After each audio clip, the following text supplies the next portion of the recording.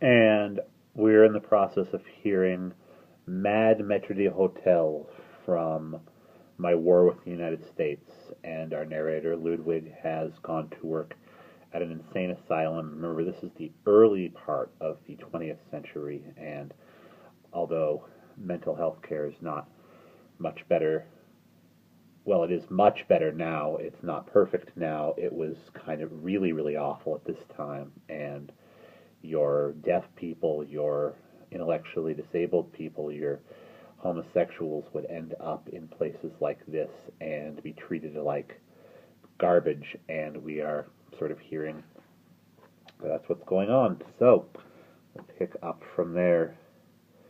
The first time I saw a fight, I wasn't able to do anything but try and stand it. It is degrading and miserable, yet one cannot look away. After the patient is overcome, the men carry him down to the continuous bath, where he is left to soak in water and changing temperatures for, I hear, as much as 20 hours.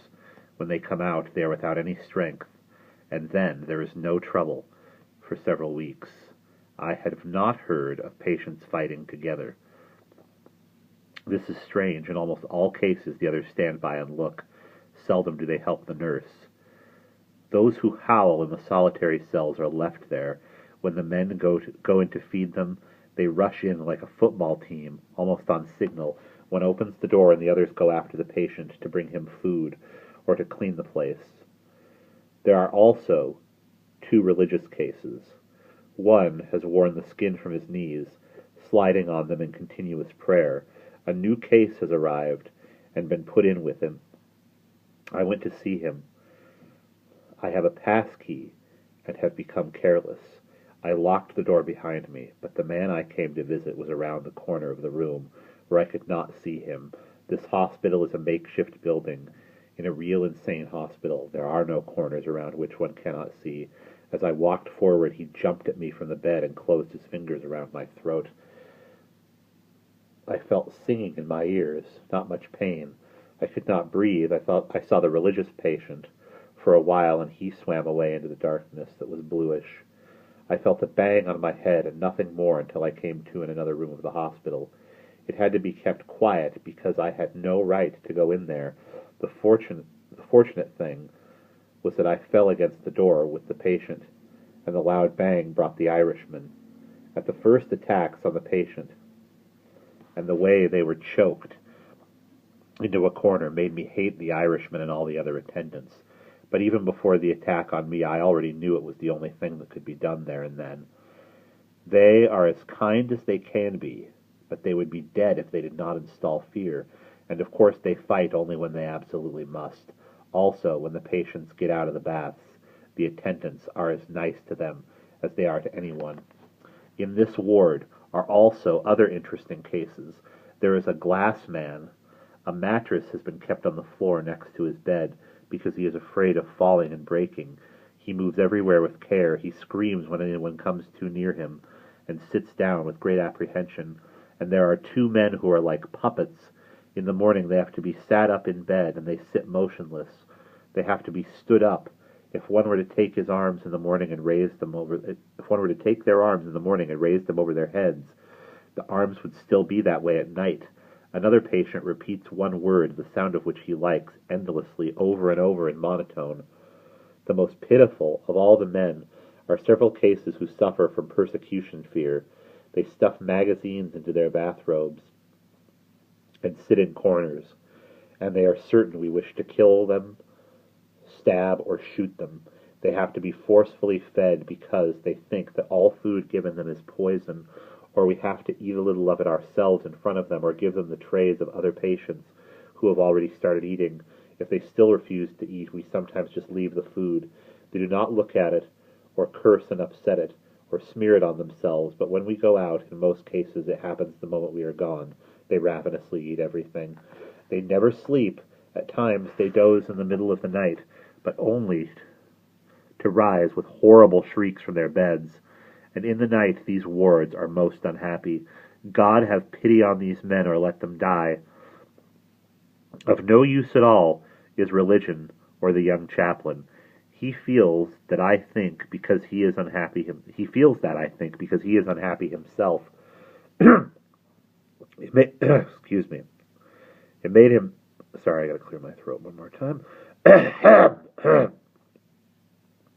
It made him mad that one woman who visited her husband here seemed to be worried only whether he went to confession before he got insane. Yet I think, with its great promise of miracle and power and its character of mysterium, the Catholic religion would be the one most easy to help these patients. The transfer from their own make-believe horror to the Church would be easier. I cannot explain this right, but this religion and their illness have something in common, like the texture of two tapestries, while other religions are not so. They are like linen or paint compared to it. There is one man here who is continually searching for something in the toilet bowl in a corner of his ward. He has his arm so deep in it that at times we can hardly get it out. He says his friend is down there. Also, he talks through the barred window, never-ending poetry without rhyme and yet with a meter. His voice falls and rises with it, and sometimes he yells the words. One poem I have remembered. The cigarette trees bloom over the clouds, and Main Street looks like a melon. I am going to paint the battleships with sarsaparilla. Do not forget me. The sun will melt this house. He helps the ward master at his ward whenever one of the other patients gets out of hand. They are all violent cases, and in this ward are only regular state asylum men, and the strongest. He is very strong, was a sergeant and killed an officer in Europe.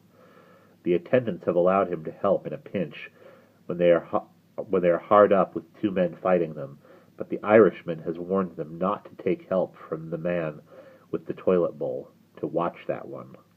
The days are very short. The light changes early, and at the hour the patients are dressed more than at any other time in the day. Then also most of the fighting goes on, and all of them walk around. In this early evening I look out of the window and always wait for a certain little boy. He runs along home under the trees to a house at the end of the road, and his thin legs and the little pants fluttering in the wind that hang down over them is the misery of all the world. There is only tortured madness here, no single happy lunatic. In Tyrol, in Uncle Hans's hotel, we had a maître d'hôtel who one day became a happy case. The hotel stands high on a mountain and is very elegant. The cogwheel railroad makes its last stop there. The name of the village is Kolberstein, and the hotel is named the Old Post. Die Ostpost. Further down, past the park and the tennis courts of the hotel, is a low building, a peasant inn. It has a little garden. We have a large one. Our tablecloths are white. Theirs colored with checks. The maitre d'hotel always stands in front of the garden where the cogwheel railroad arrives, waits until the people come down and smiles at them, bows and seats them in the garden where they can eat and look at the scenery. The peasant inn has no scenery, as there are a hill and trees in front of it. Uncle Hans first noticed that the maitre d'hotel was mad when one day he stood in front of the garden as the full train arrived and sent all the people down to the peasant inn, saying that we had no room, although the garden was completely empty and could seat over 100 people. When one man with a family of 6 people, Prussians but very well dressed, wanted to come in, the maitre d'hotel kicked him in the shins and shouted and sent him down to the peasant inn. The little garden below was filled to bursting. They had not enough food and only one fat waitress. Some people could not find seats and started to come back, but the maitre d'hotel stood at the end of our hotel and picked up rocks. Then he sat inside the peasant inn. The next thing that happened, the very same evening, was that he came into the salle à manger without even his shirt, stitch naked, and chased Annie and the other servant girls around the room, which was filled with the regular pension guests of the hotel. Uncle called the doctor, and the maitre d'hotel was locked in his room and put to bed. Uncle was very sad because this maitre d'hotel had been with us for 20 years. In the morning he was gone. He had jumped out of his room through the window, curtain, glass, and all, without hurting himself, from the first floor, which is the second in America. Aunt Marie was very proud of the hotel park and gardens. They were neatly trimmed plots of greenery and flowers bordered with rose trees and many fine plants, including tulips. This maitre d'hotel, although it was bitterly cold on top of the mountain in the morning, had used the early hours working with great speed and silver coupon shears from Uncle Hans's desk to cut every flower in the park. When we found him, he was on the second floor of the hotel, hanging out of a balcony and cutting the geraniums in a window box next to the balcony. He had also cut them, stem, leaves, and all, on all the other windows. Uncle Hans took him by the arm and talked to him, and he answered reasonably, went to his room, and got dressed.